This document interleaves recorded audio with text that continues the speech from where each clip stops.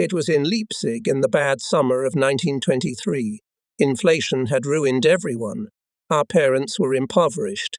The streets of the city were grey and dirty. It was, shall we say today? Heinz asked. I thought of Mum. I think my old man will give me a beating, Heinz said carelessly, slapping his chest meaningfully. The prospect of parental punishment left him indifferent. We parted in front of my door. A few steps away, Heinz turned round and shouted, "Now be sure to tell the old man today." Waving, he disappeared round the corner. I climbed the narrow wooden staircase.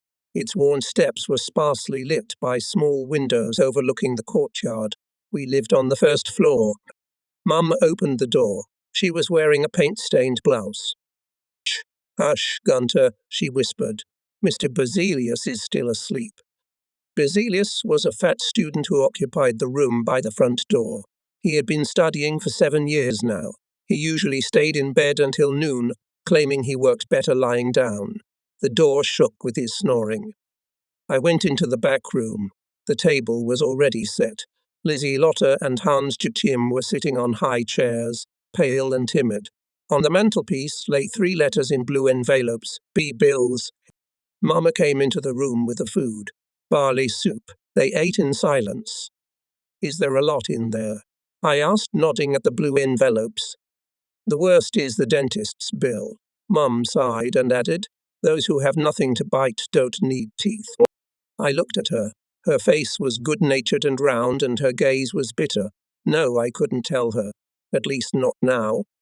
Clearing the table, Mum said, "When you finish your homework, take the lace to Kluit's." They brought another box. I nodded. It wasn't a real job, but we lived off it. My aunt bought lace in Erzgebirge and my mother sold it to the little shops in Leipzig. The income was meagre, and sometimes there was none at all. I waited until evening as the box was large, and I didn't want my school friends to see me with it. The shop was located on Newmarket. A tiny window displayed old-fashioned underwear, embroidered nightgowns, little buttonholes and pillowcase lace. It looked like someone had shaken an 1880s linen basket out the window. The eldest of the Klivitz sisters, a small sort of shrunken woman with a sharp nose and black eyes, was in. "Good evening," I said, placing the box on the counter. "I've brought some lace from my mum." "Couldn't you have come earlier?" she asked grumpily. "It's already dark." She took the lid off the box and began rummaging through the lace. Of course, unbleached again, and always the same pattern. God's eyes. Again God's eyes. Nobody wants those eyes of God today. I'm warning you for the last time. I didn't say anything. The doorbell rang. A customer came in. Miss Klivitz left me standing and went to serve her. It was amazing to see how pleasant her face became, how soft her voice sounded when she spoke to the customer. I stood and watched. Yes, that's how they lived, those unfortunate salesmen, humility to the superior and kicks for the inferior. And the customer left with a bag of pins. Miss Kluitz returned to my box and began picking at it like a chicken digging up worms, still grumbling. The samples were different, much better, and neater made. "I don't think I want to take this rubbish." "Well," I began. She raised her head and looked at me. Her eyes became like slits, her mouth opened. One more word and she'd throw me out with the lace. I knew it as surely as if she'd said it out loud. I thought of Mum, of the younger ones at home, and I stayed silent. "Did you say something?" she asked. "No." "Well, I don't want to hear anything," said Miss Klivitz triumphantly. She went to the cash register and counted out the money. I thanked her and left. Inside, I carefully lit a cigarette, fearing the schoolteacher might catch me. No, this can't go on like this. I have to leave or I'll suffocate. Heinz was going to tell his father that we both wanted to go to sea, and I must tell Mum. Perhaps it would be better to do it without delay. At home, I swallowed my supper and went to my little narrow room with a window to the courtyard. There stood a cot, a table, a chair, a washstand, and a small bookcase. If you stood close to the window, you could see a piece of sky. Above the bed hung a portrait of Vasco da Gama, my favourite of all the great seafarers of the past. I was reading and rereading a book about his life, how at 27 he started out with only 3 vessels, each no bigger than a fishing boat. Now he sailed round Africa, suffering incredible hardship, how he conquered India and returned, welcomed by king and people. If I could have gone into such a life of adventure, but Mum had no money, that was the main obstacle. True, I had 91 Swedish krona earned at the international fair in Leipzig, but would 91 krona be enough to get into a maritime school? Perhaps, and if not, I could go to sea without studying. That was my last thought before I went to sleep. The next morning Heinz Frenkel picked me up on his way to school. I talked to the old man, he said. Father was remarkably sensible for his age. He suggested that I first get an education certificate, and then, unless I changed my mind about going to sea, he would not prevent me. Great, I said. And you? Heinz asked. What did your mother say? Nothing, because I didn't tell her anything. Certain? He patted me on the shoulder. Well, old chap, then, we must continue to chew on the sciences. But I didn't care about laughing. In the afternoon, I went to the professional council at the Labour Exchange to find out about the conditions of training as a younger. It wasn't the Portuguese king who received me. A pale, yellow-faced man stared at me disapprovingly through thick glasses, and, Needy, do you want to join the merchant navy, you little brat? What do your parents say? Mum agrees, I lied. Then come with her, he said incredulously, and started flipping through the papers again, as if I wasn't even here. I explained to him with a heavy heart that I wanted to know what I had to do to get in and how much it would cost. He looked up at me irritably, snatched up some paper and threw it in front of me without wasting words. It was the prospectus of the German Maritime School in Finkenwarders. I thanked him and left. On my way out, I studied the brochure. I didn't look at the pictures. I barely looked at the text and just looked for how long the training would take and how much it cost. There it say, 3 months of study and a sum in paper marks, not a small amount. More than that, the fees could be increased without warning. I walked down the street. In the office of the Leipzig News, I studied the finance page and began to calculate. What good fortune! My 91 Swedish krona was quite enough. At home, Mum sat in front of the easel. The painting was of a reindeer in the forest. It was a picture she'd painted many times before. Imagine, darling, the dentist takes the painting as payment. He likes my paintings and has already found me 2 more buyers. Her cheeks flushed. I can ask for at least 30 gold marks for each one, he said. If things go well, I can paint 2 or 3 a week. That's 240 or 300 marks a month, my boy. Do you know? Then we can stop trading in these laces. I looked at her. She was back in her land of pipe dreams. I took a deep breath. Okay, Mum, but wouldn't it be better if you had one less hungry person to feed? She lowered the brush. What do you mean, Gunther? I think I burrow to think about how to make money. And what do you envisage doing? I want to go to sea. She stood up. We looked at each other. I said quick, Look, I've got a maritime school program in Finkenwarders. The fees aren't that much. You can pay with my Swedish money. And then she interrupted me. No, do you really want to go to sea? Yes, I said. I really do. You know it. She said nothing, but tilted her head. Then she said quietly and uncertainly, Nuthet, so I won't stand in your way. The naval school in Finkenwarders was housed in a large red brick building on the riverbank. During the day we could see ships sailing by, and at night there were lights moving along the river. As we lay in our dormitories and could see nothing, we heard the hum of the steamboats and dreamed of getting on board and sailing into the unknown. We were a crowd of 30 to 40 boys, always hungry as wolves, always cheerful and always full of hope. Discipline at school was severe. If anyone was caught smoking, he was forced to eat a cigarette. But that didn't discourage us. We took what we could from life, even if it was the chief's lunch. It took a special technique to pull off Captain Elka's meal, a trick that had been passed down from generation to generation.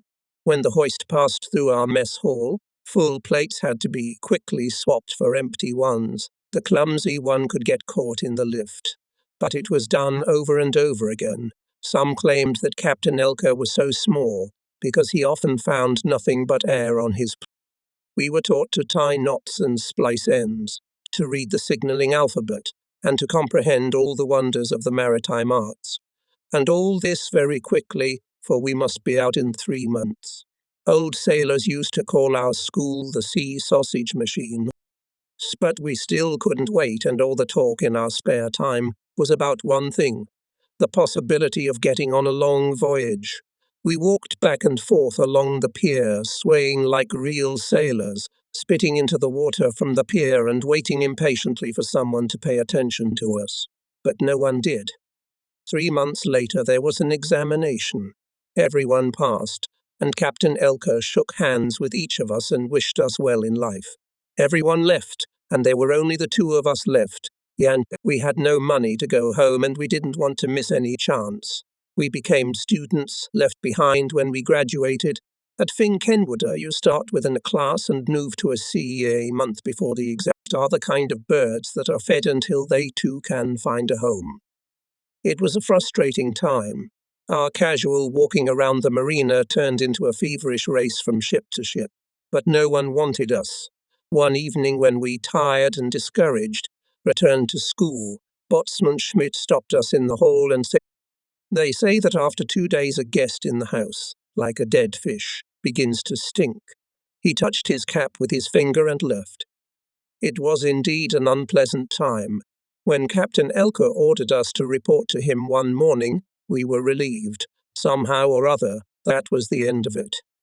When we entered Elker's room, he was sitting at his desk. We saluted and stood at attention. "The fully equipped Hamburg is looking for 2 juniors," said Elker in a sharp, commanding voice. "It's a good ship, and the captain is one of the best sailors I know. You can start tomorrow." "Very well, sir," I said. But Yankee asked dry, "No, how much are we to be paid?" Captain Elker frowned. "Receive?" he asked disapprovingly. "What do you mean? You're still learning and there's nothing on board. After all, the Hamburg is a training ship. The company demands 30 marks a month for training. And that's cheap, lads, bloody cheap." I saw Yankee blush. He was the son of a peasant from Pomerania, and the business instinct was in his blood. "We won't be able to accept that offer, Captain. And in any case, my father won't pay." "All right," said Elker. What about you, Prin?" "I don't think my mum can pay," I sighed.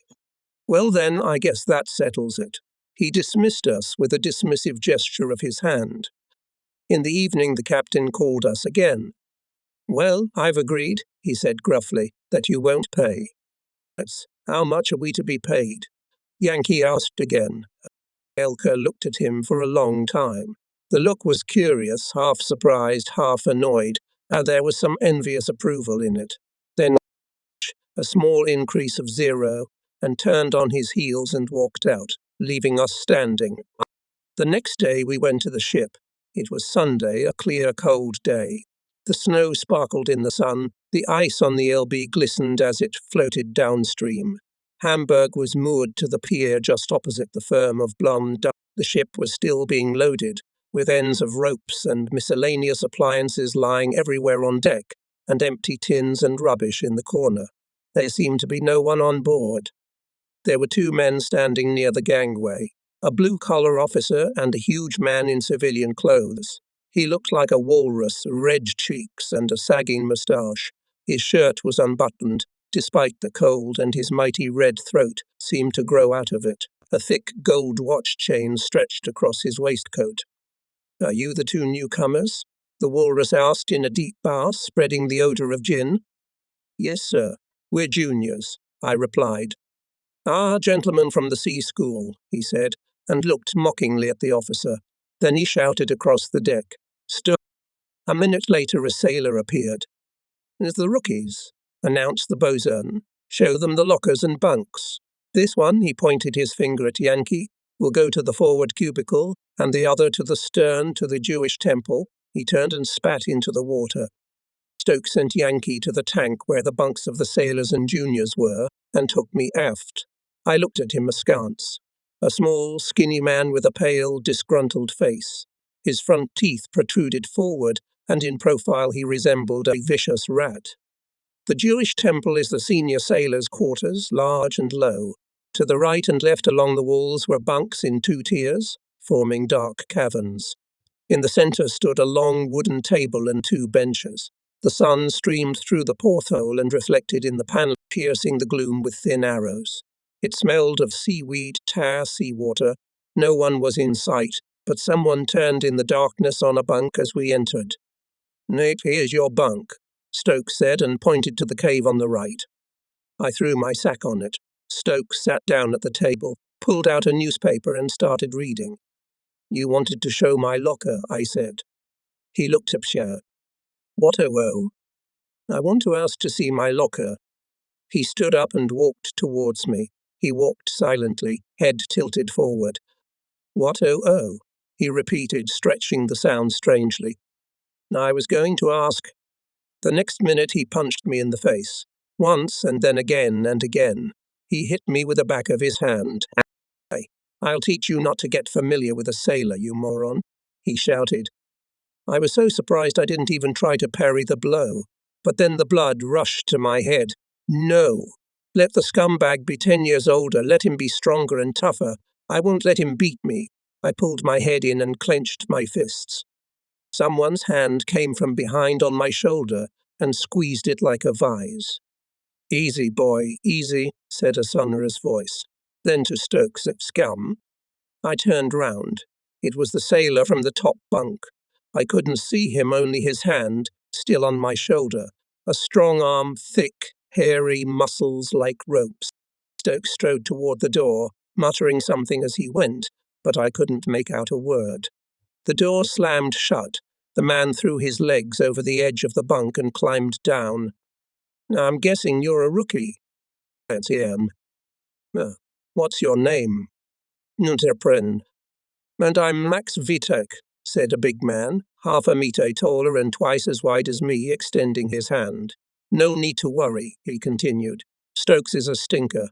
He's a wimp himself, so he looks for the weaker ones and tries to get the upper hand on them." Not weaker," I said. "It remains to be seen." "You do," he laughed. His eyes were shiny, as if washed by salt water and wind. "It is known," he repeated. "You're certainly weaker, because if you really beat Stokes, we'll all beat you. For the sake of discipline, Nerpentry." He sat down by the table and began to fill his pipe. "I saw it happen once," he said. Salaga returned the blow. He was a strong bloke and he fought back. But after that he lay in a bunk for 3 weeks and needed metal teeth. He used to clean them with sandpaper. "I'd regret it if I had to help Stokes," he added, smoking a pipe. While he sat there, smoking quietly, I laid out my things. I had not yet finished when Stokes returned and ordered me to go to the bosun. The bosun lived alone in the cabin. He was lying on a bunk with his booted feet on a chair. "Well, Mr. Newcomer," he began, "we have been expecting you, for there is important work for you to..." He rolled out of his bunk and strode past me to the door under the tank and opened it with a jerk. "Here's our parliament," he said, pointing to the 2 pushers. "You won't believe it. They were white once. Get to work on them. You'll get hot water and soda from the cook. When you're done, report back to me." He left and I got to work. Through the open door I could see a piece of the deck and the mainmast tall and slender. It loomed against the pale blue February sky. There it was, the sea life I'd dreamed of. Damn, this is not the happiest start to a life at sea. Finished, I went to the bosun. He came with me and carefully checked both pushers. Then he turned to me. "Well done, rookie," he said. The tone was cordial and without sarcasm. "If you always do the same, you'll be a good friend of Harry Stover's." He slapped me on the back of the head and walked away. At the Jewish temple, Zippel and I had to take care of order. Zippel was a youngster too, a quick little chap with a lock of blonde hair and cheerful blue eyes. We would take tin cans of food from the galley and bring them to the mess hall, where the sailors would sit elbow to elbow at the table and gulp down their food. roast pork with red cabbage, for it was such. "You are Gunther, said the youngster, when we were seated to eat, "and I am Otto Zippel. You may address me as an equal, though I have been on board 14 days longer than you." The sailors laughed, only Stokes looked annoyed. We were free that day. The next day the work began. We took supplies aboard, and I had to hoist the sacks on deck with a hand winch. Then the sails were attached to the rails. We stood high in our seats, unfurling the sails down and securing them with halyards. The icy wind bit our fingers. The steel axles were terrifyingly cold. The mainmast, like a bell tower, towered 160 feet high. The deck below seemed tiny. We fastened 28 sails, and it took 2 whole days. On the morning of the 4th day we were ready. The tug came, and at 7 o'clock we set sail. It was still almost night on the river, and the water seemed deep and black. Only the ice floes floated in light patches, parting in front of the bow of our ship. We were travelling in midstream, the crew standing on board, looking at the land still lying in the darkness. Suddenly a hoarse voice shouted, 3 cheers for State Paul." So the whole crew shouted out in one voice. Hurrah! Hooray! There were voices on the water, but we could not distinguish the words. As the light grew lighter, I saw a man in a white cap at the bulwark. "Old man, old goat," whispered Zippel. The man on the bridge cocked his head like a rooster about to crow. Then he disappeared into the wheelhouse. "Nay, he's been sniffing the wind," said Zippel, "and now he's going to set a course. He can smell the weather 3 days in advance." I looked at Zippel, but his face was perfectly serious. We were towed down the Elbe and reached the open sea at noon. A light northeast breeze was blowing, and the sea looked grey-green and very cold. Towards evening, just before sunset, the tug left. The command to set sail was given. We climbed up the battens. One by one the sails were unfurled and filled with wind. The sun was hidden behind a cloud, and the moon, round and full, was slowly rising in the east. Glints of light played on the sea.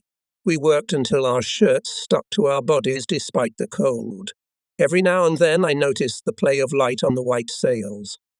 When I was on deck again, I was taken by a marvellous sight. 3 silver towers rose before me, their tops disappearing into the night sky. The wind sang in them, and from below came the deep, steady rustle of the waves crashing against the bow. We were floating. It was as if an invisible force was carrying the ship and pushing it gently but irresistibly. There was no noise of cars, only the deep and smooth sound of the waves. Up to the Bay of Biscay the weather was fine, but then the wind changed and we had to maneuver for a while. But we expected to make up for lost time beyond the Azores when we got into the trade winds. When we approached the Azores, there was no trade wind. The wind was blowing in light irregular gusts, like an old man coughing. Although the captain ordered all sails to be hoisted, we could not do more than 10 miles an hour. It was as if the sea had turned to liquid lead. The days were sultry and sweltering, and the nights even worse. We couldn't stand it down below, and when we were off watch, we lay on the hatch covers to feel the cool night air. The captain was seldom seen. Most of the time he was half reclining in a chaise lounge behind the wheelhouse. Sometimes around noon in the heat of the day he would appear, a long, skinny ghost in a pink silk shirt. He would look at the sagging sails with concern, shake his head and disappear behind the wheelhouse again. Though we saw little of him, we felt that it was he who was in control. Among ourselves we called him Old Goat. One afternoon Kramer, the little man, sent Zippel to the galley for condensed milk. He wanted to sweeten his noodles, but Zippel came back without milk. "What the devil?" Kramer asked rudely. This clumsy East Prussian rarely opened his mouth, now he was furious. "What, that damn butcher couldn't give milk?" "No," answered Zippel anxiously. He would have, but Old Goat forbade it. He said it was necessary to save money. Kramer and the others at the table said nothing. Stokes broke the silence. "Salted morrow we'll have something unusual. Salted meat and dried potatoes. That's been our daily diet for 3 weeks now." Stokes's phrase was more than a joke. From then on, there was no milk in the morning, afternoon, or evening. 3 days later, I was on mess hall duty again and went to the galley for cannon fire.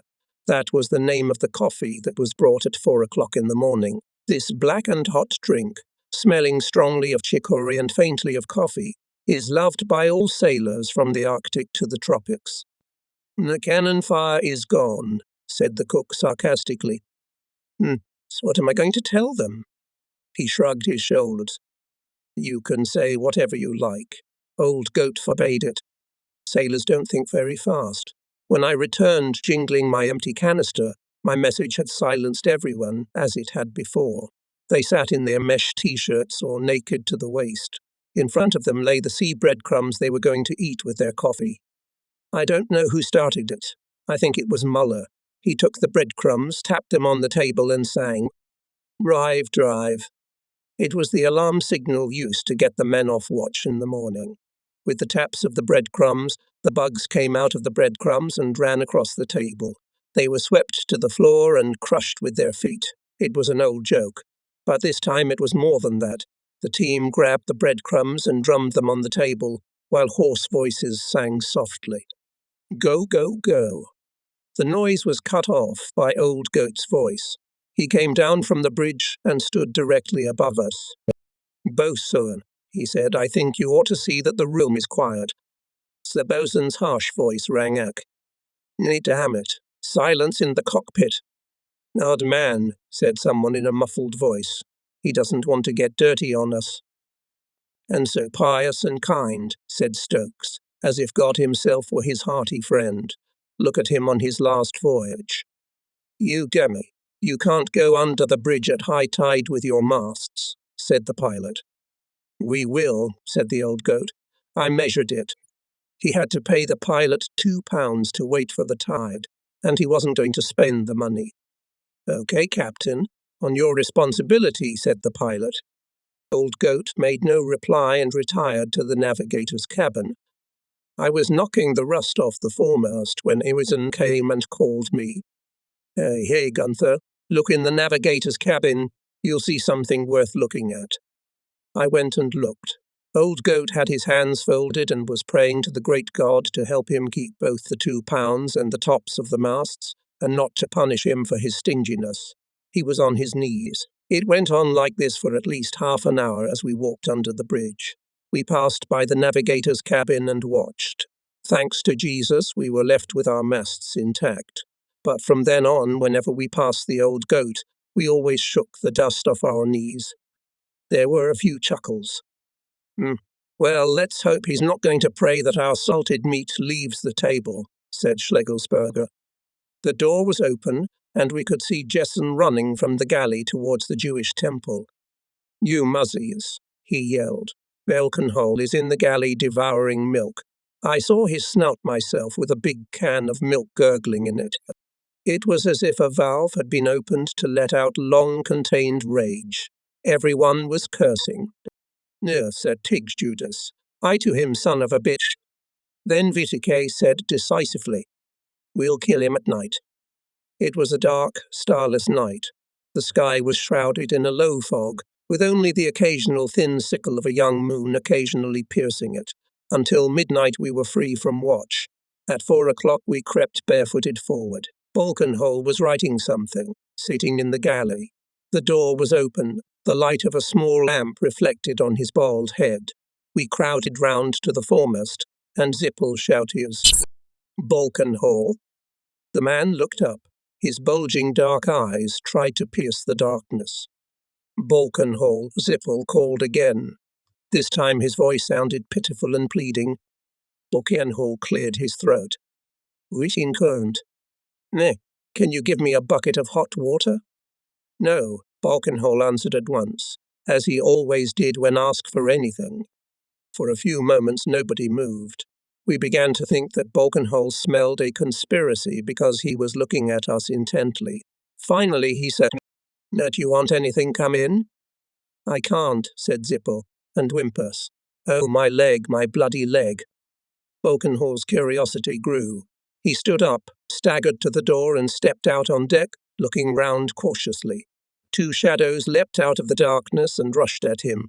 Quick as ghosts, all 3 hid under the davit in the shadow of the lifeboat. Slapping sounds were heard, quite like Balkenhol's Sunday chop of cutlets. Half choked, he cried out in an unhappy voice. "What the devil? What's got into your head? I didn't do anything." "You didn't do anything?" asked a menacing voice. "Aren't you the one cooking shit for us all the way through?" A canned voice. "You drank our blood milk, you scumbag." "Me? I drank your milk. Never in your life." "Don't lie. Jessen saw you." Balkenhol's voice trembled. So that's a lie.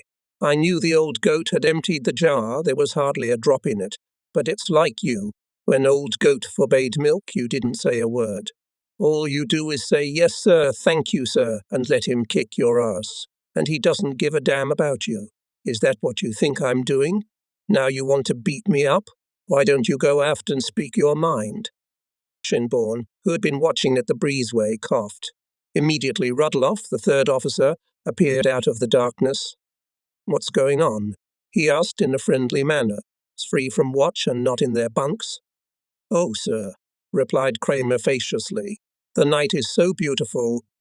"It is indeed beautiful," Rudloff nodded and passed on. He had a lyrical nature. We suspected he wrote poetry.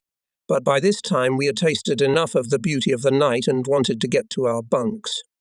The next morning we worked upstairs. Next to me on the rope ladder stood Zippel.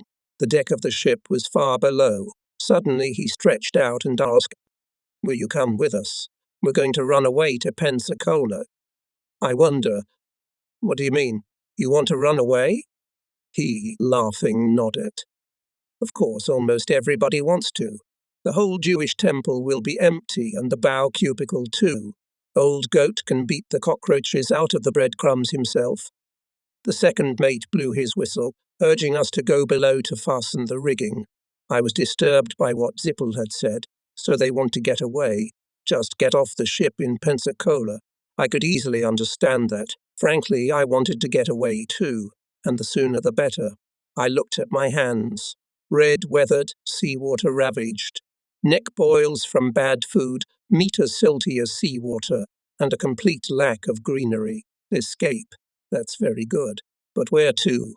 What to do in a foreign country without money and documents? When the watch was over, we gathered in the cabin to eat.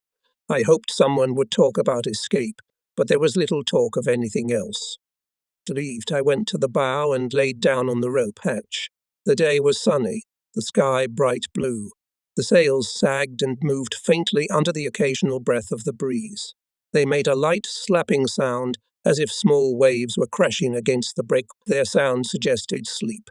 After a while, Zippel came over and sat down beside them. "You thought, are you coming?" "What are you going to do when you get there?" I asked. "You'll see," he replied majestically. "Oh, so you don't know." He puffed his pipe once or twice and looked round cautiously. Then he leaned towards me and whispered, "Stokes knows some farmers who are looking for white overseers. That's the life, riding through the fields, 50 Negroes sweating and working, and you're on a horse over them and all you say is, 'Come on, kids, work, work, turkey and pineapple at noon, cocoa every morning, Negroes cook your food, and at night you sleep on silk sheets, and the Negroes guard you.'" His pipe was shaking with excitement. I didn't interrupt him. What he said had an effect on me like the advertisement for the sunny south we'd seen at the railway station, only Stokes was a dirty stain on that picture.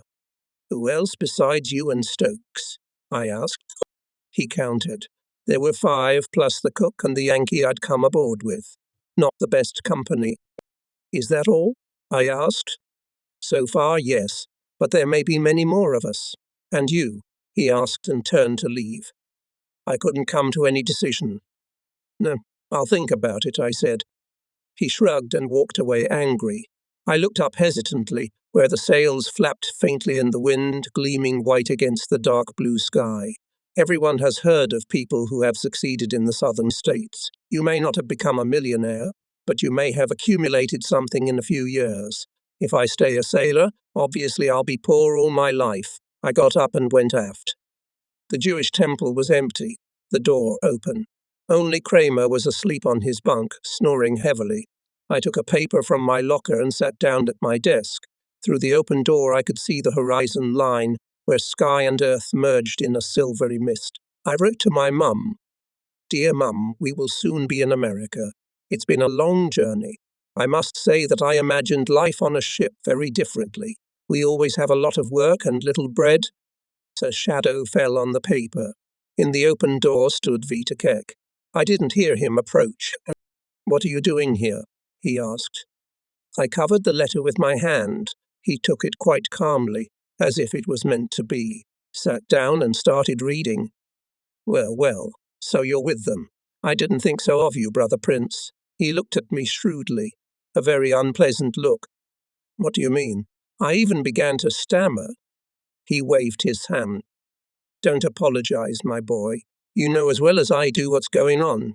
But let me tell you something. An honest sailor doesn't do this sort of thing. I agree they're feeding us shit on this voyage. The old man's a stingy old goat. But to give it all up for all this, he pointed to the sea sparkling in the midday sun. Can't you feel it all? Look, when we get into a storm, you'll see the old Hamburg going. Then you'll see the real old man, boy. And you won't see a miserable cheese scrapper in the stern. You'll see a sailor ready for any kind of weather.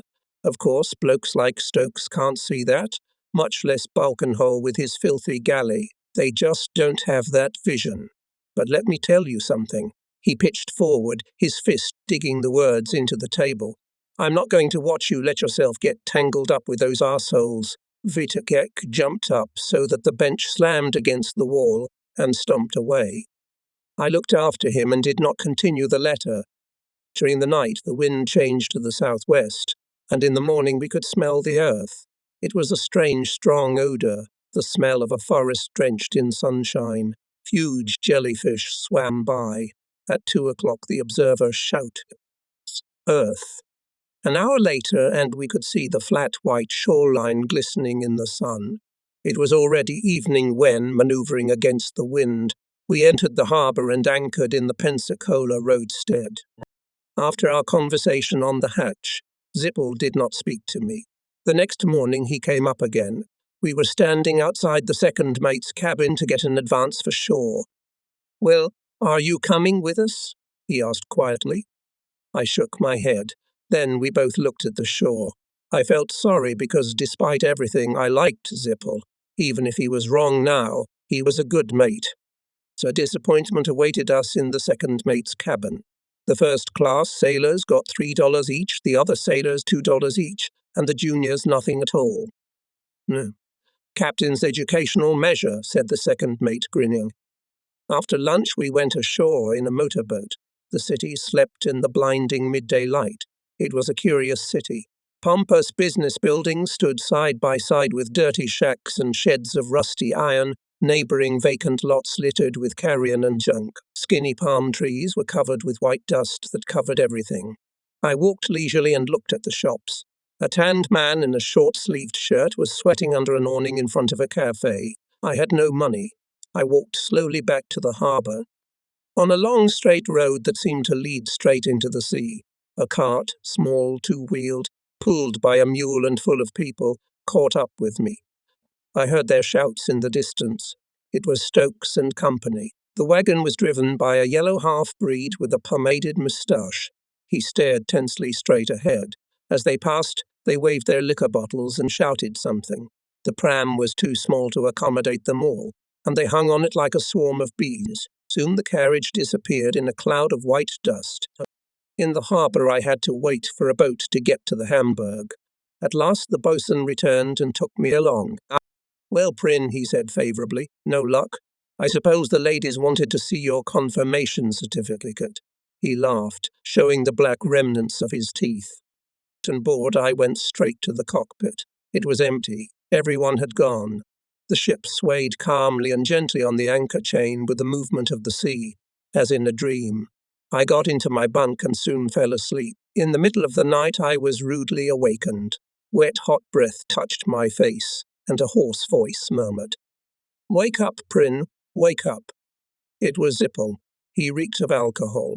Even in the flicker of the little light bulb bobbing under the ceiling, you could see his face, red and cheerful as a child's balloon. "Me, Prin, we're cleaning up now," he whispered when he saw that I was awake. "I just wanted to say goodbye to you, and then here." He bent down, picked up an iron-strapped box and threw it at my feet. "I can't take it with me. Bring it to me tomorrow at Cafe Nikita. Tomorrow afternoon after 4 o'clock, okay?" "But," he interrupted. "Bye, Prin. You dirty dog, you didn't come with us. But you're my mate, aren't you?" He repeated.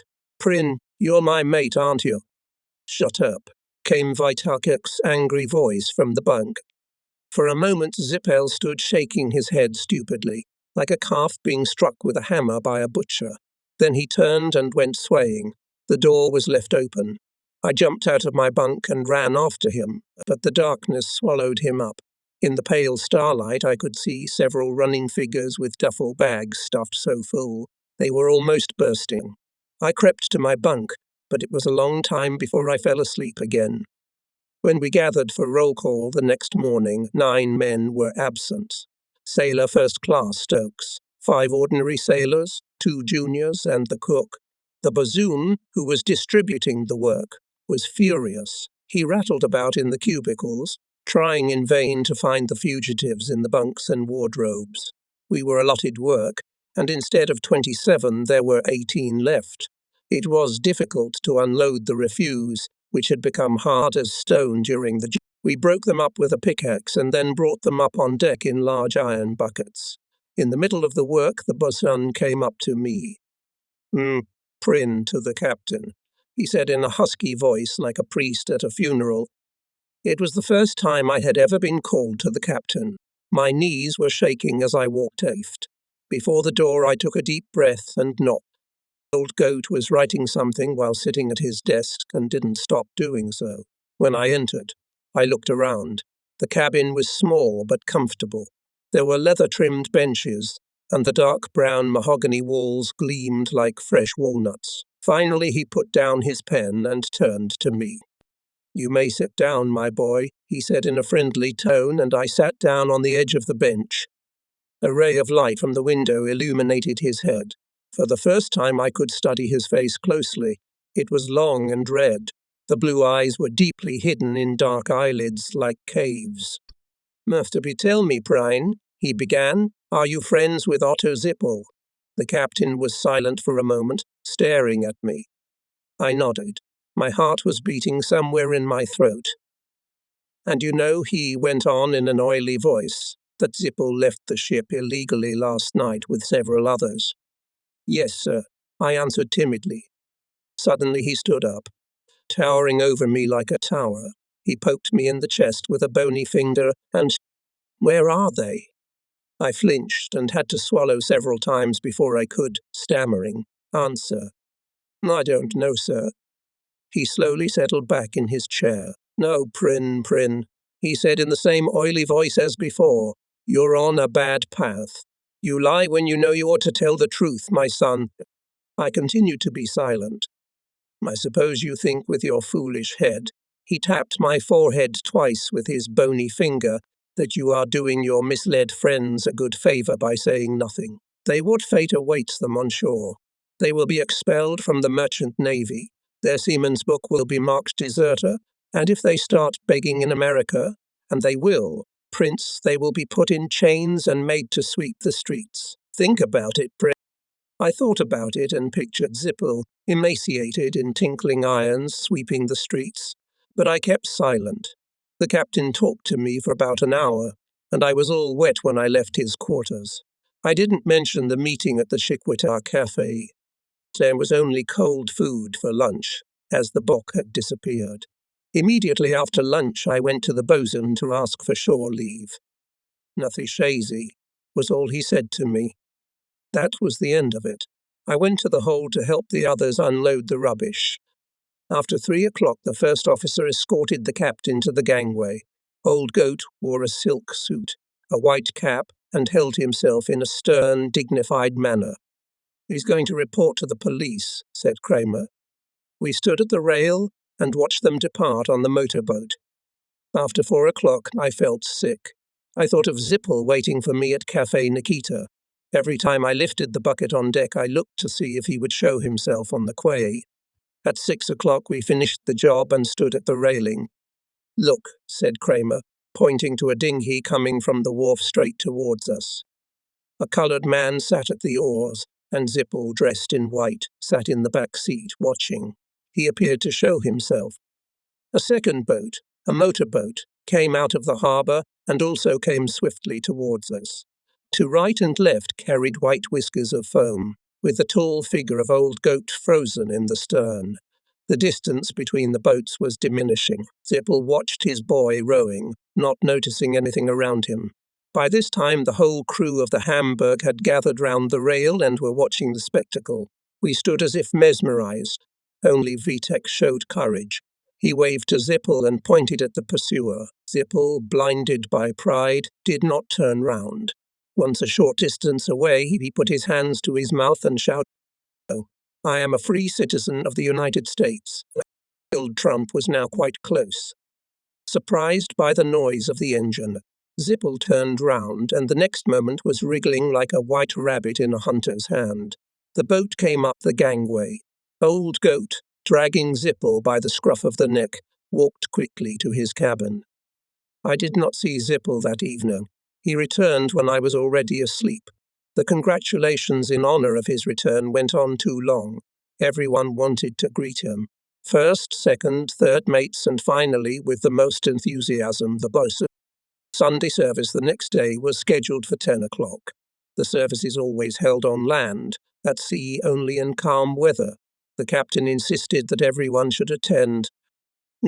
He's from East Friesland, Kramer said sarcastically.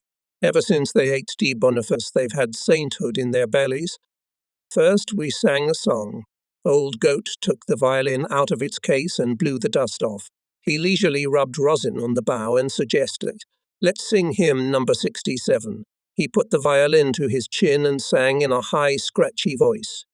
"Oh, God has brought us this far. His bounty is great." Zippel stood next to me and sang. He was thanking God with a crooked mouth because his face was swollen after the bosun's greetings. On the 3rd of September, we left Pensacola. The ship was overloaded and there were only 20 men of the crew left on board. Not a single deserter had returned. It was early morning and the sun had not yet risen above the horizon. We hoisted anchor and sang the song Homecoming. I think it is the most beautiful song. It is sung only once on every voyage, when the anchor is raised for the last time on the way home. The bosun sang it first, then the others joined in. Sailing home, sailing home, sailing home across the seas. Sailing home to our old Hamburg. Sailing home to you, my land. The sails unfurled, and in a few hours Pensacola lay far behind, pale and unreal, as if we had never walked its dusty streets. We were in the high latitudes again. One morning the ship's bell rang. Once, then another, then faster and louder, louder, louder, until it sounded like a fire engine bell. Luhmann and I were up on the cables. Fire on the ship," he shouted, coming down with the swiftness of a spider approaching a fly caught in its web. I hurried after him, trying to see where the fire was burning. Nothing could be seen but the sails filled with wind. The deck appeared empty. All the crew stood on the buck, the first mate and all the men off watch. A cloud of black smoke was spewing from the rope hatch and spreading over the rigging of the foremast. We ran. Heavy, acrid puffs of smoke made it hard to breathe. Damn it, the rope hatch is on fire," Luhmann said quietly. Old Goat turned and glared at him fiercely. We stood looking at the erupting smoke. Harry Stover and 2 sailors were holding a rope over the hatch. Then out of the smoke came a hoarse voice. "Peace." They pulled slowly and steady. First the man's head appeared, then his chest, finally his whole body.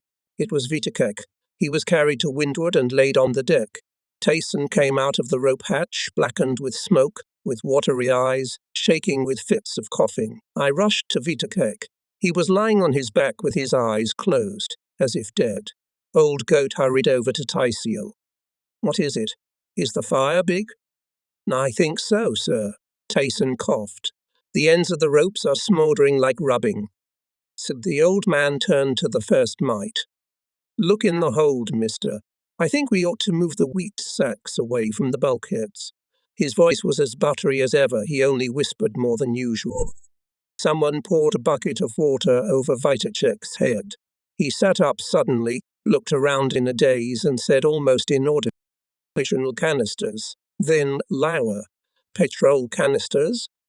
We knew what he meant. The very thought of it sent chills down our spines. There were 6 large petrol canisters in the rope hatch. They could explode and then the whole ship would catch fire. "Give me a line and I'll fetch them," Tyson said. So far no one had taken much notice of the wiry, stout man. After Balkenhall's desertion, he had taken over the galley because no one else would. "I'll get the canisters out," he repeated insistently, tying the line round his waist. Someone tied a wet handkerchief round his nose and mouth. He disappeared into the darkness of the hatch with the fire extinguisher under his arm. We heard his call. The first mate and boatswain bent over the hatch and pulled out the canisters one by one. We were ordered to switch on the pump, but it broke, so the sailing master hastily set to work. He sewed buckets of sailcloth and we carried water in them. When we returned, Tyson was being pulled out. He was moaning, his face blackened. His clothes were burnt and smoking. They tried to question him, but he pushed everyone away, swung to leeward, grabbed the rail and vomited. He fell to his knees. The second mate was there in a flash. "What's the matter, Tyson?" The man made a few convulsive movements with his mouth, like a fish out of water, but he made no sound, only pointed to his feet. The other pulled out a knife and cut open his trousers. The leg was crimson and blistered, and under the knee was a black crust of burnt skin. "Third-degree burns," the other man muttered. He turned and shouted at us, "Don't just stand there scratching your asses. Get him and take him aft." Old Goat came up. Did the fire extinguisher do any good?" Tyson shook his head. "No, says we too much burning," he muttered weakly. Old Goat shouted for us to put out the fire. His voice boomed across the deck like a trumpet. The work began. It was terrible. For 36 hours we carried water in buckets and poured it into a funnel of sailcloth which the master had fitted over the rope hatch, dragged empty buckets to the side, filled them, and poured them into the funnel again. There were no holiday makers. Everyone was on deck. At times we climbed the cables, for the wind was fresh. The waves were lapping the deck. We were soaked to the bone, but there was no time to change. We flooded the rope hatch, then the galley bunker, then the chain locker, as the fire was already advancing on the bulkheads. By late evening on the second day, the fire had subsided. We collapsed like empty sacks where we stood. Sleepy, we fell on deck, on hatch covers everywhere. The whole ship was asleep. Only 2 were awake, the signalman and the helmsman. I was awakened by a boot to my side. "Wake up, you're not dead." Dazed from sleep, I stared at the bosun. "The first one is calling for you, Prin." Staggering, I staggered uncertainly to the stern. First was sitting in his cabin reading. "Can you cook, Prin?" he asked. I knew at once what he wanted. "A little." I hesitated. "Just a little. Well, I guess it'll do for the galley until Tyson gets better." I cringe. Anyone who wants to be a sailor finds nothing pleasant about being a cook. "You'll get a sailor's wage. Tempt at the first one, and Zipple will be your mate." So we both headed for the galley, I with vague feelings and Zipple with great joy. "Look," he said, "we can eat until we foam." Which we did. But we didn't skimp for others either. We had a goal, to make the best food the Hamburger had ever had. We began our new duties on Friday. Since time immemorial, this has been the day of salted meat on ships. Balkenhall and Tyson would throw the meat into hot water. We knew how our teeth and stomachs handled it. We put the meat and stale bread through a meat grinder and made cutlets. After eating, we paraded triumphantly through the bow goblet and the Jewish temple, gathering praise. Since my last cutlet at the mission," said Kramer, patting himself on the stomach, "I haven't eaten so good. Saturday is dried fish day on sailboats. but we baked a fish pie and our popularity began to even embarrass us. Sunday was meat and red cabbage and pudding. The meat and bread for the pudding were there, but we couldn't find the cabbage. I sent Zippel aft where a groaning Tayson lay in his bunk. Zippel came back. There's no red cabbage, there's white cabbage. I chewed the stem of my pipe. That would be our first defeat. White cabbage was no good for Sunday. Damn it, Zippel said sadly. They'll beat us. He had no illusions about human gratitude. Maybe we should get some raspberry jam, he suggested. I shook my head. No, that's not enough. But wait a minute. Run to the bossu and ask him for some broom.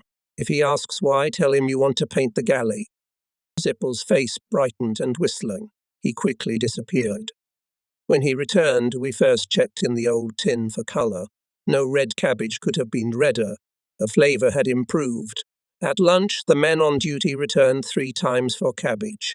We did not partake of the communal meal, but ate from our supplies what our fancy dictated: asparagus, cocoa, pudding. It was a lovely day, clear and calm, and there was certainly no reason for anyone to get seasick. But 4 hours after lunch, Sailor First Class Schleigelsberger stepped to leeward, leaned over the rail, and let out his lunch like a passenger in a 6-point wind. In half an hour, every seat in the galleys was occupied, and impatient men with unbuckled belts were banging their fists on the wooden doors. On the bridge, old Goat sauntered back and forth with a greenish face. From time to time he lurked in his little cabin, where a special gilt-edged vessel was kept for his sole use. Half an hour more and all, swaying from side to side under the bowsprit, fertilized the meadows of weeds at the bottom of the sea. "Near sickness," Zippel said with a chuckle. The laugh caught in his throat as the door opened and old Goat appeared.